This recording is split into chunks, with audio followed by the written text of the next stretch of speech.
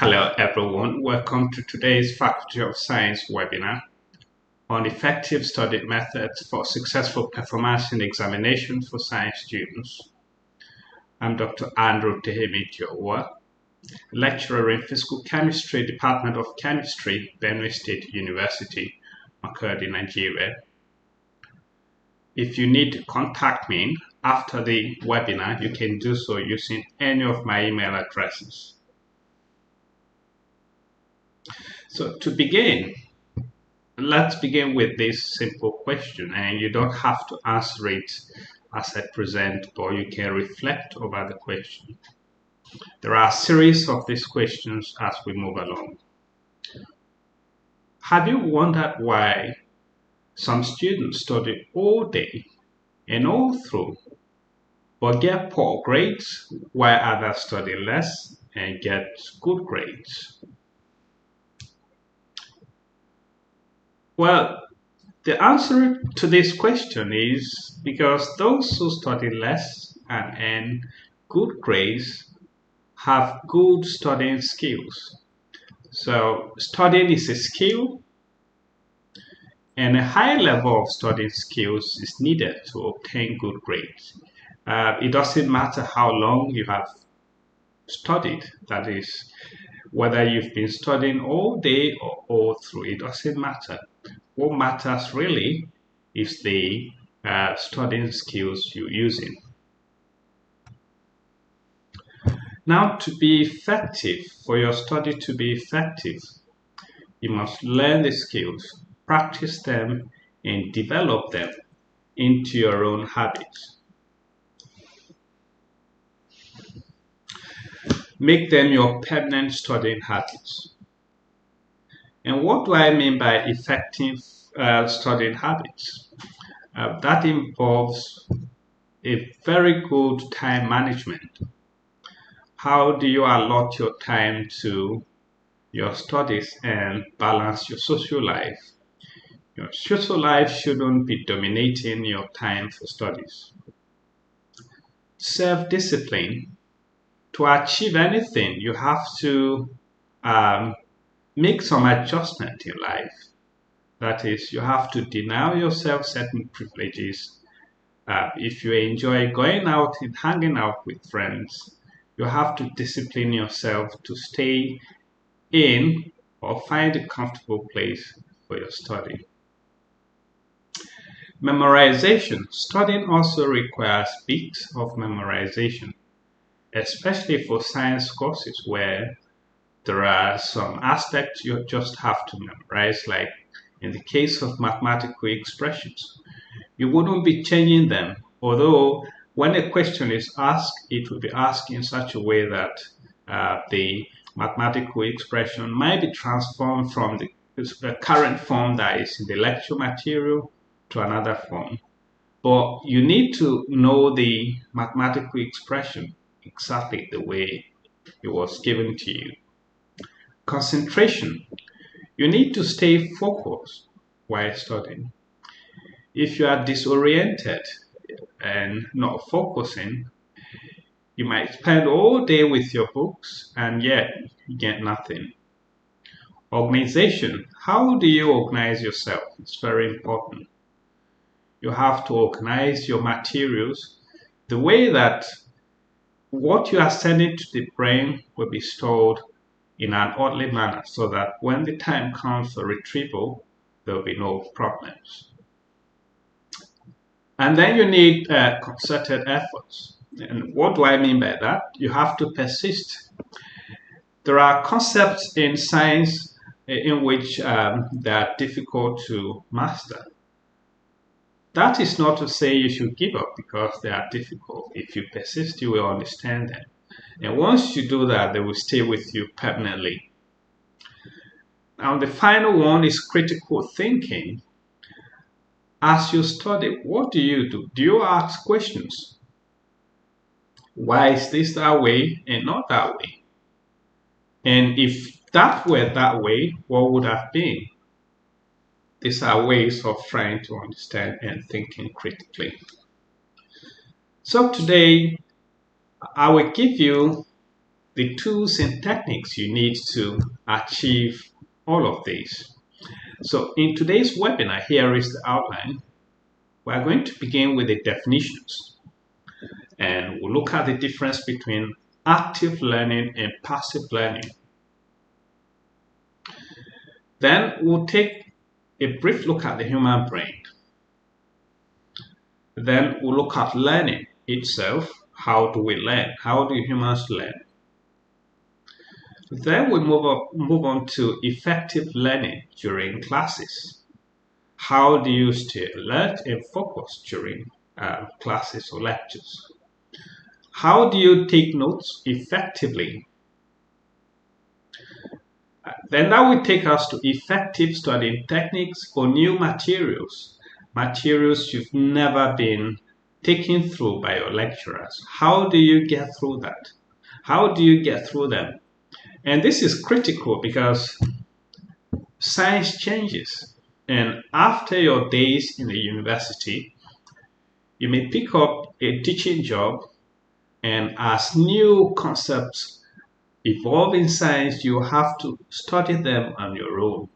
So if you don't have the skills, then doing that will become a problem for you. So we'll look at the difference between reading and studying. We'll look at when, where, and what to study. And then we'll look at focusing on studying. We'll end it up with effective test/examination preparation. I have shown here two cartoons. In the first one, these people are simply sitting before their books and turning the pages. And they've got their arms folded just in their chins and watching. And here is another person, this gentle guy, taking notes of what he's reading. So this is docile or passive learning, simply turning pages. And this is active learning.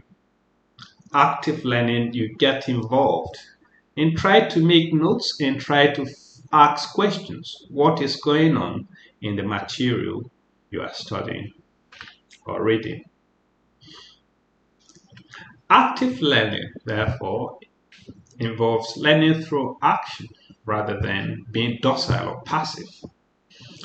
Active learning involves making notes, making sketches, asking questions, critical questions, rather than simply turning the pages. So here is the human brain. The human brain has got the left hemisphere and it's got the right hemisphere. And this is where learning takes place, the conscious part of the brain.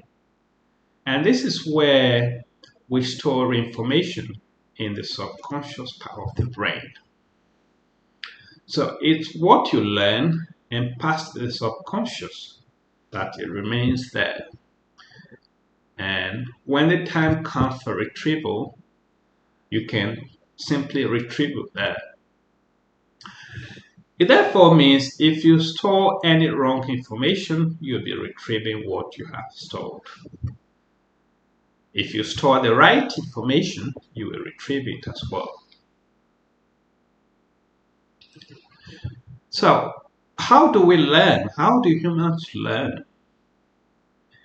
Here is a photo of a child learning how to walk. Of course, we all went through this. Now, humans learn through imitation.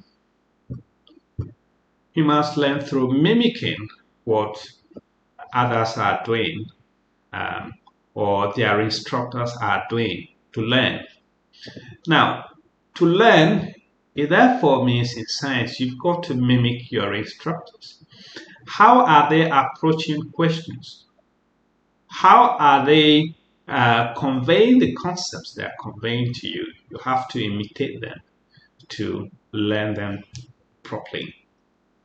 The second way humans learn is through repetition. Uh, it says repetition is the mother of all learning. To learn and to make what you have learned permanently, you have to repeat that over and over and over.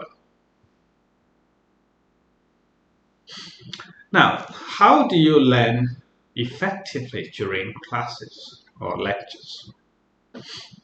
Firstly, you've got to be alert and focused. Now, science materials in classes are developed from the beginning to the end, building upon concepts and concepts. Therefore, it is impossible to follow them, even if you have missed just a single step. And this can happen if you are fighting with, say, sleep or boredom or mind drift. And mind drift can happen if you are thinking about other topics, playing with your phones, or being distracted by your phones. Maybe your phones are vibrating or ringing during the class. Having side conversations with your classmates can also lead to mind drift. Now, just like climbing a staircase, you won't be able to reach your destination if some of the stairs are missing. The same thing happens in a science class.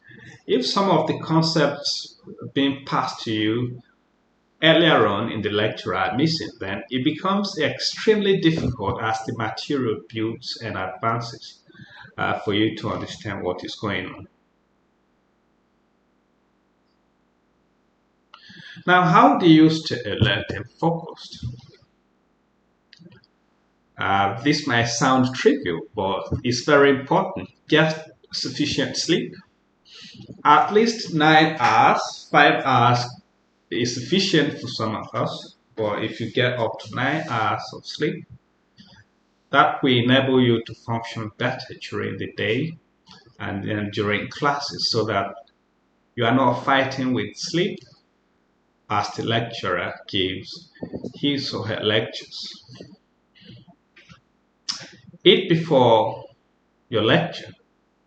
Now, this is very important. Also bearing in mind that it is sometimes difficult for students, especially those from humble background, to eat before coming to classes. This mustn't be a sumptuous meal, but if you have something to chew, something very little, no matter how it is, it will go a long way. Now, you need to prepare before you come to your lecture, and how do you do that? You do all the necessary readings, assignments, etc., so that you don't spend class time thinking about them or even talking to your colleagues or mates about them. You can also prepare by reading the previous material and the current one, that is reading ahead of the class before coming to the actual lecture. And if you miss any of the classes or lectures, get one of your mates to put you through and update your notes before you come to the lecture, the subsequent one. You need to put all your writing and other materials in place, your pen, your pencils, your calculators, and the rest, your notebooks. You need to put them in place so that you don't become distracted. And the final one is don't come to class late, and this ties to science materials building upon other ones. If you come late, the introductory class where the lecturer was introducing the lecture, you would have missed it, and it will become difficult for you to follow. Another way to stay focused is to be involved in the lecture, and being involved will help you learn and master the topic more easily, and that will help you keep track of what is also happening. You can become involved in the lecture by asking valid questions on areas you don't quite understand. And that is more so that if you have read ahead of the lecturer. Now, coming up with answers when the lecturer asks questions is one way to also keep focused and get involved in the class. Participating in discussions or activities. When there are activities or the lecturer asks you to discuss, you should participate actively. You can also stay alert and focused by avoiding mind drift. Mind drift of any form can make you lose track of the class. You can prevent mind drift by turning off your phone during classes or activating the silent mode, avoiding side discussions with mates, and letting go of personal concerns and worries. This could be your relationships, you struggling. This could be some family problems. You have to let them go, at least for the time the lecture is going on. Now, you can avoid mind drift by making notes of important concepts the lecturer is laying. This takes us to the second activity, which has to do with taking notes or jotting during classes. Do you jot during classes? And what do you jot? What problems do you encounter while jotting? I'll address this in the next part of the webinar. Well, I'm assuming that all of you try to put something down during lectures. So jotting during classes requires a high level of technical skills. And to jot effectively, you need to balance listening and writing, and then know exactly what to write. You also need to develop a very good writing pace. How do you jot or take notes effectively during lectures? Now, I have realized that many students struggle with balancing listening and jotting during classes, and also what to write and what not to write, and how to write and how not to write, and finally, writing neatly or messily. Effective note-taking requires the following: writing what makes sense to you, writing in your own words. I understand that some lecturers go to the lecture room and rather than dictate notes. I mean, this is not the way to go, but I'm not criticizing anybody. If the lecturer is dictating notes, it's an entirely different thing. You've got to, even at that, you try to write what makes sense to you. In that case, you might just have to write verbatim. That's the temptation, but it is not very necessary. Making sketches where necessary is also part of effective note-taking. However, you must not sacrifice listening for writing unless the lecturer is dictating notes. Then listening may not, writing becomes more important than paying close attention to listening, so that when you go home, you read through what you have written and then try to understand. And then know that notes can also be messy, but you can improve them after the lecture.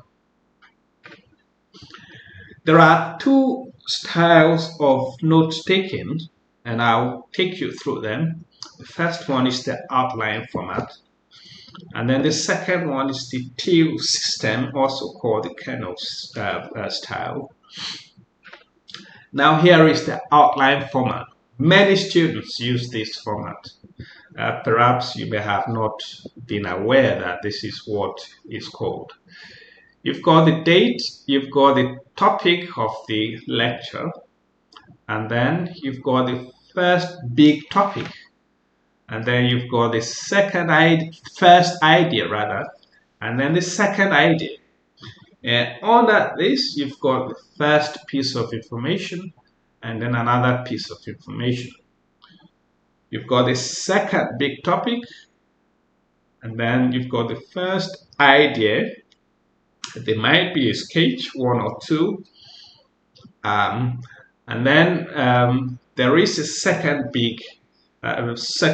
topic under the second big topic, second idea rather, and then you've got the third big topic, and under that you've got the first idea, one information, and another one, and then you've got the second idea under the third topic, and then it progresses like that depending on how long the lecture lasts.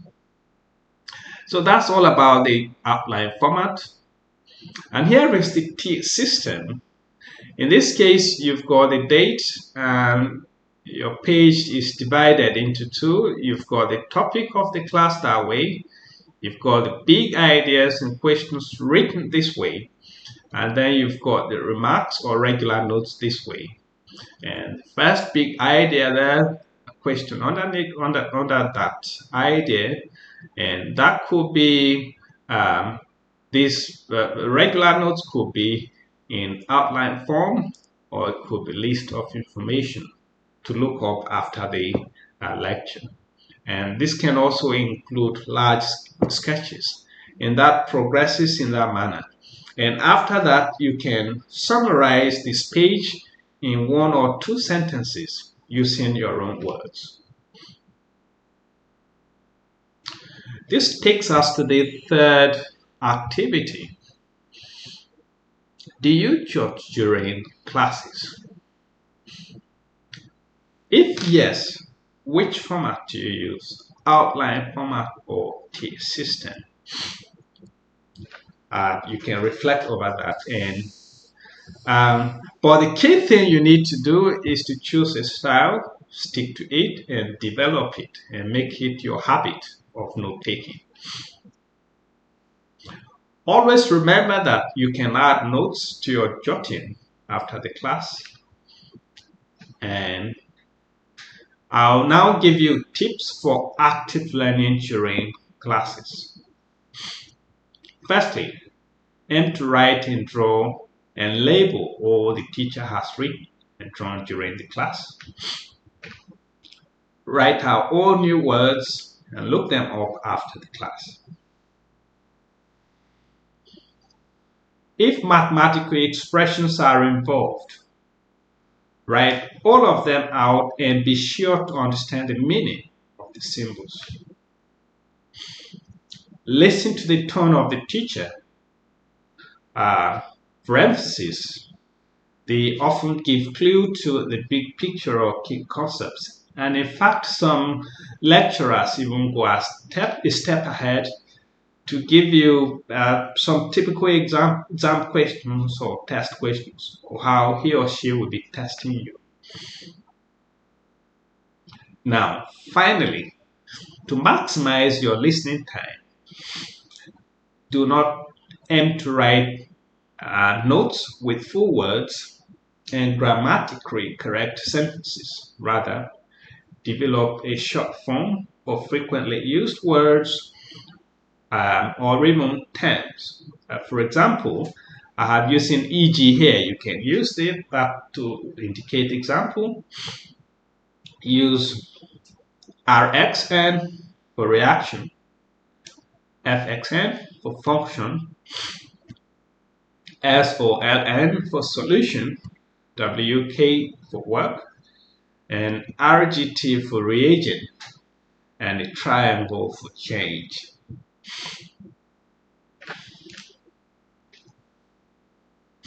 What do you do after the class?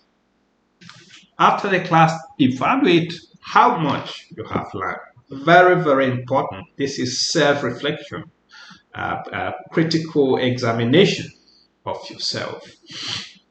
Ask help from the teacher itself or your mates on aspects you couldn't quite understand. As soon as possible, don't leave things to lie for a long time. Review the lesson before the next day. That is, the way I used to study was that if, for instance, I have had 10 lectures that day, I will review all the 10 lectures, complete my notes, fill up the gaps where I missed before the next day, and that helps me in cement or freshen what the teacher had taught during the day. This takes us to effective studying techniques for new materials.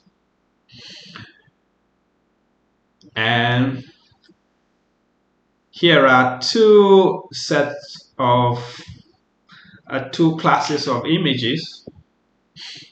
This is reading, this is studying, and you've seen this gentleman previously. These people this way are simply turning pages and admiring photos. And this one is simply lying in bed, smiling at his book for reasons best known to him and claiming to be studying. I mean, you shouldn't do this because this is not just what you should be aiming for. This won't earn you any good grades. This is what will earn you a good grade. Now, I need to make this very clear to you. Reading and studying are related processes, but they are not the same. And of course, to study, you need to read. But you can't read and study. That is, to study, you must read to study. But that's not the other way around. Reading can just stay on its own without study coming in. So I'll give you the difference. Definition. Reading, process of decoding symbols and words. Studying, process of trying to understand concepts. The requirements here requires little energy, devotion, and time. Requires plenty energy, devotion, and time, and concentration. This doesn't require much concentration. Tasks needed: going through text, researching and learning. Researching involves finding out meaning of new words and trying to understand concepts as described or taught in different materials other than what you've got. And the memory requirement, you don't need to remember anything or less. And then in this case, you need to remember as much as possible to excel or earn good grades.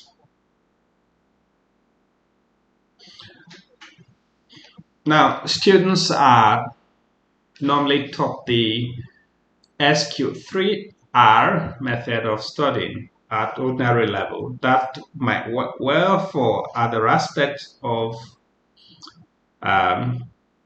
your education at ordinary level. Maybe in the social sciences, that is not to say they should.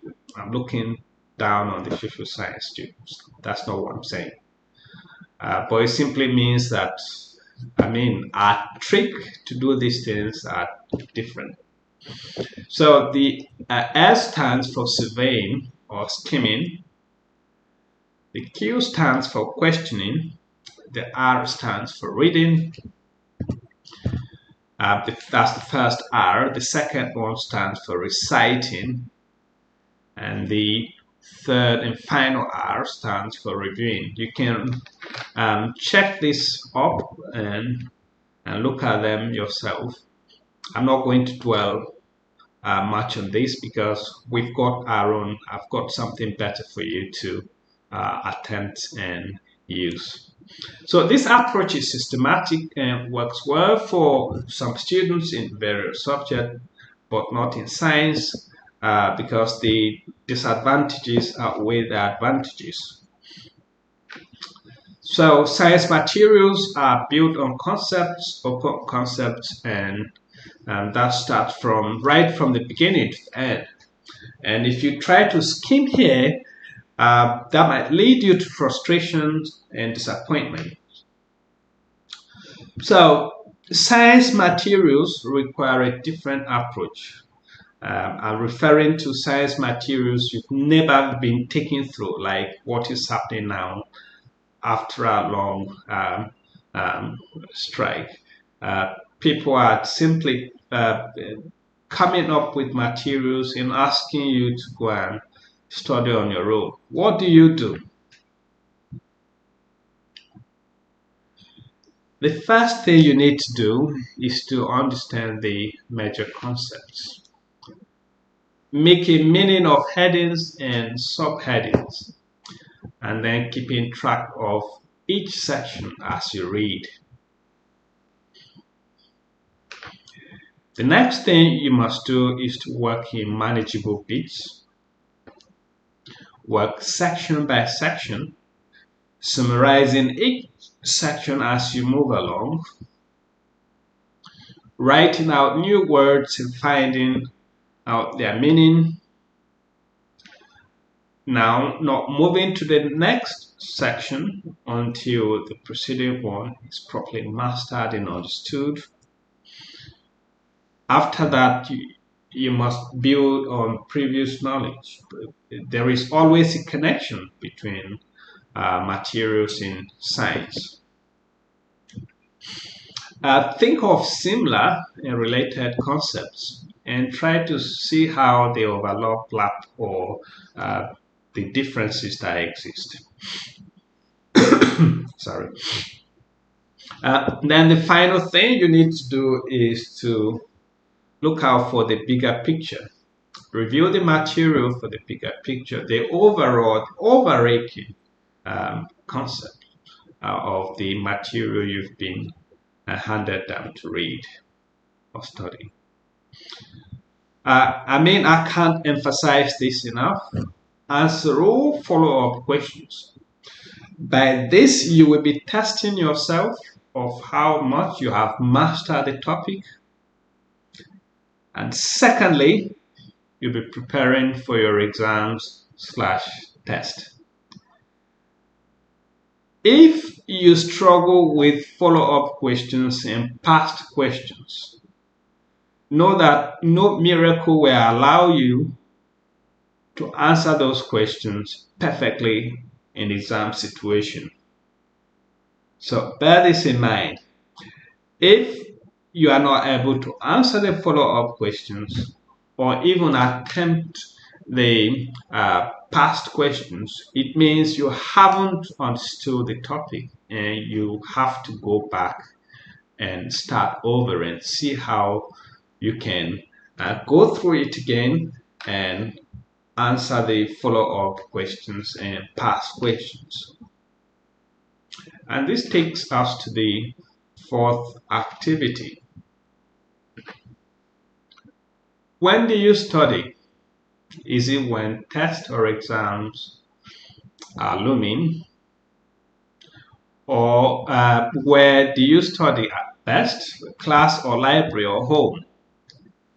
And how do you decide what to study? This is very important. I'm stressing that early preparation is very important. Don't wait until tests or exams are looming. It is natural we tend to learn more in a comfortable environment than in an uncomfortable one. So decide the best place for you to study. This could be your classroom, but this is relative with many people studying and some rather making noise. It could be distracting.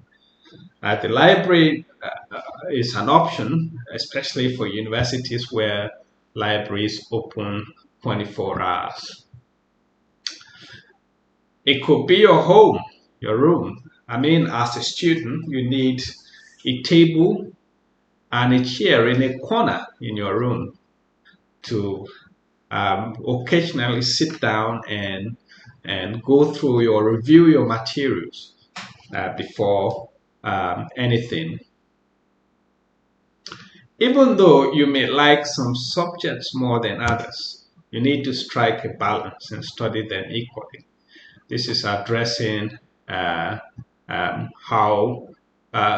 do you decide what to study. You need to strike a balance. I mean, you study your materials equally so that you don't excel in other courses and fail in other ones. Now, when, where, and what to study. This entirely depends on the student. When, I mean, do you allow work to pile? No, that's not the way to do it. Do not allow work to pile. Always try to be on top of your lecture materials. Waiting until the dying minute when the tests or exams are looming won't help you.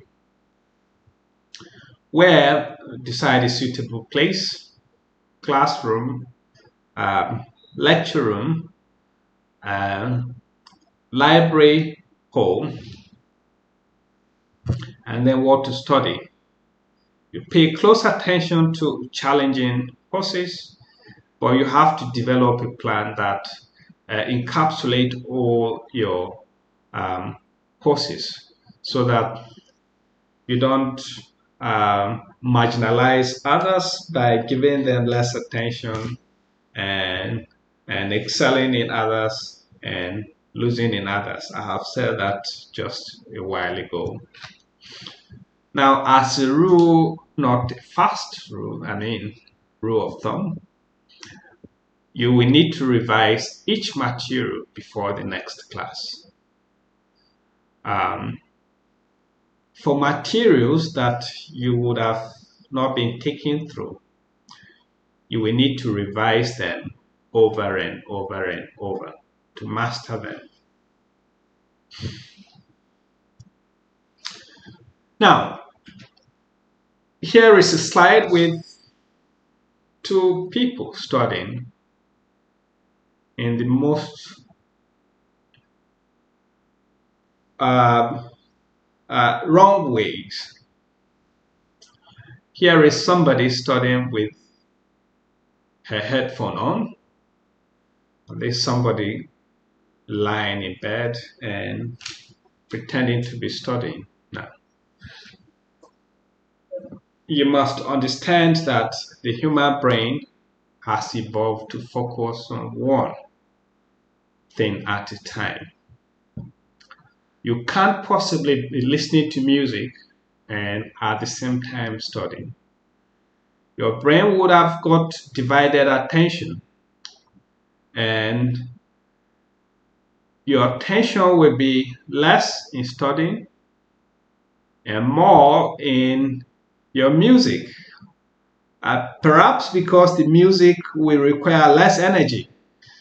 Studying requires more energy than listening to music. So your brain will automatically go to where the energy is less and then leave less energy for you to study. So to study effectively, you need to get rid of any distractions, and that includes listening to music.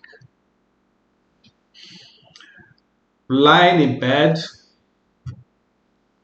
is not the way to study. You may have noticed that once you lie in bed to study, you sleep more easily than if you had sat up studying.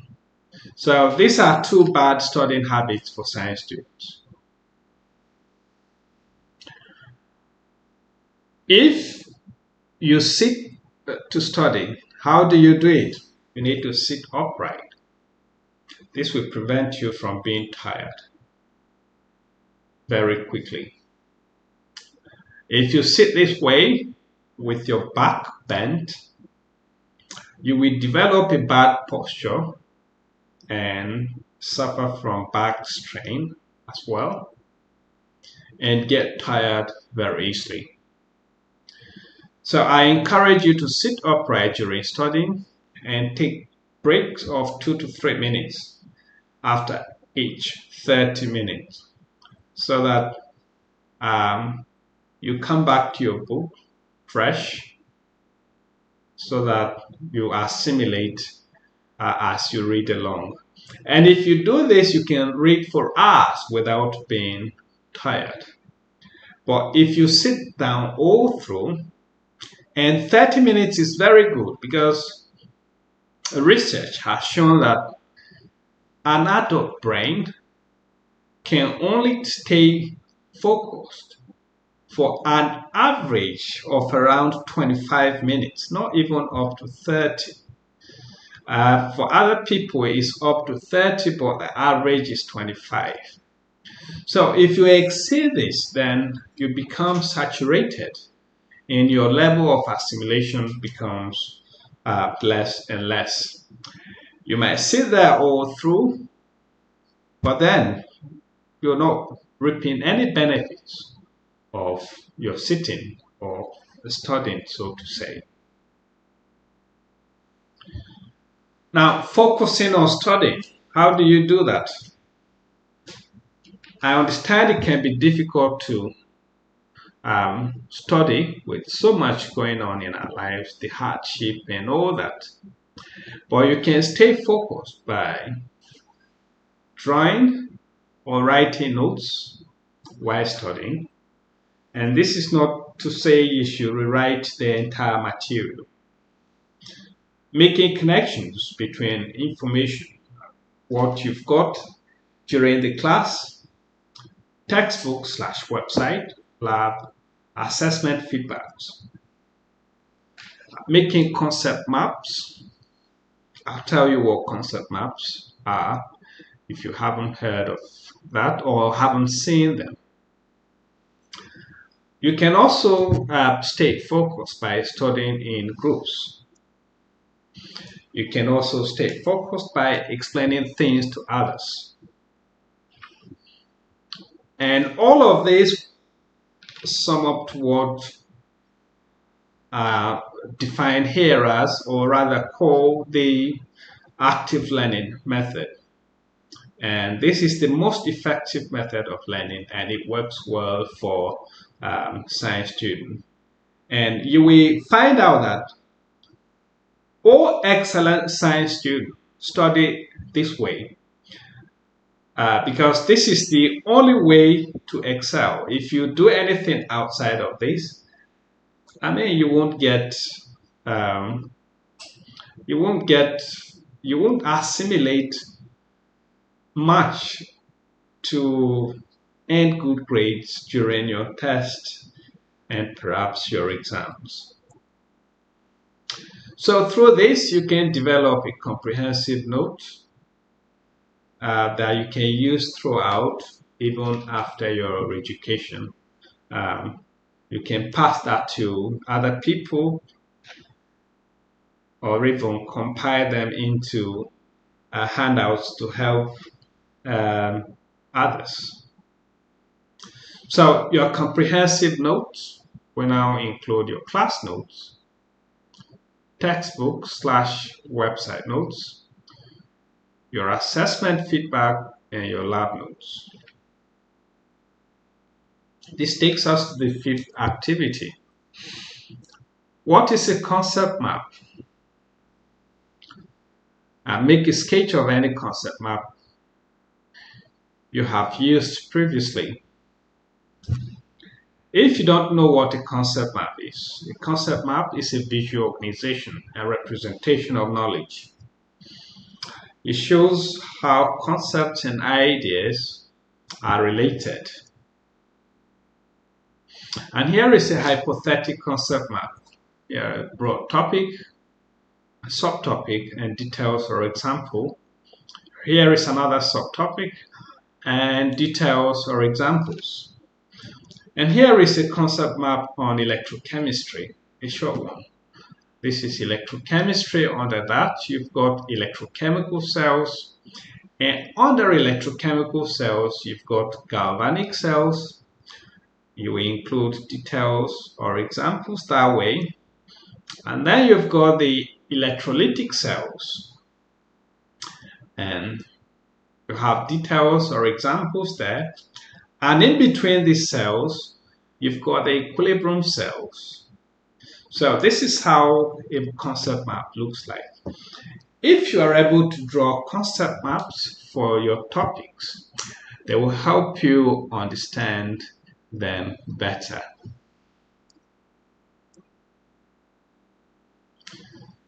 Effective test/examination preparation. Here is somebody who is not been studying, who is allowed work to pile.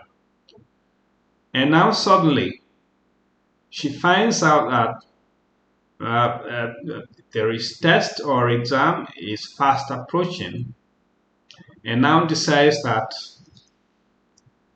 as a certified all-nighter, she's going to go to the library and bring out all the books and read overnight to prepare for her test or her examination. You know what? She's overwhelmed, tired, frustrated, nervous, and the end result is poor grades and failure. This is what I recommend an active learner preparing for tests/exams. She is simply going through her notes, the notes she has compiled, her comprehensive notes, which include the class notes, textbook/website notes, assessment feedback, and lab notes. And as she does that, she's trying to see if she can replicate what she is studying, giving her the confidence that if a question is asked in any manner, she'll be able to attempt. This is what I recommend for you, not this, as many of you do. Now, to also prepare for your test as well as exams, always put your writing materials in place. Your calculators, pencils, pens, erasers, sharpeners.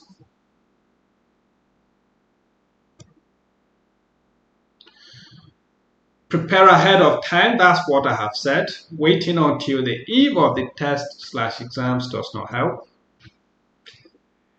And when you do this, memorize bits that require memorization, like mathematical expressions, and learn bits that require learning, like description of concepts. Use your notes, a summary of class, textbook, lab notes, and feedback for your preparation. Get all you need in place. Pencils, pen, erasers, calculators in place. Asking mates for this during the exam/test can distract them and you. And after you have studied, attempt follow-up questions as much as possible. And this could be past questions, And this could be end of chapter questions in textbooks or the ones you have solved previously. I mean, for courses in physical chemistry, you may have been solving things, and I recommend that you have a separate book for solving things so that in time for test or exams, you can simply pull out the book and see how you have been solving things and try to replicate that in case a question is asked in that manner. By doing so, you'll be testing yourself and weighing how much you know. Contact the teacher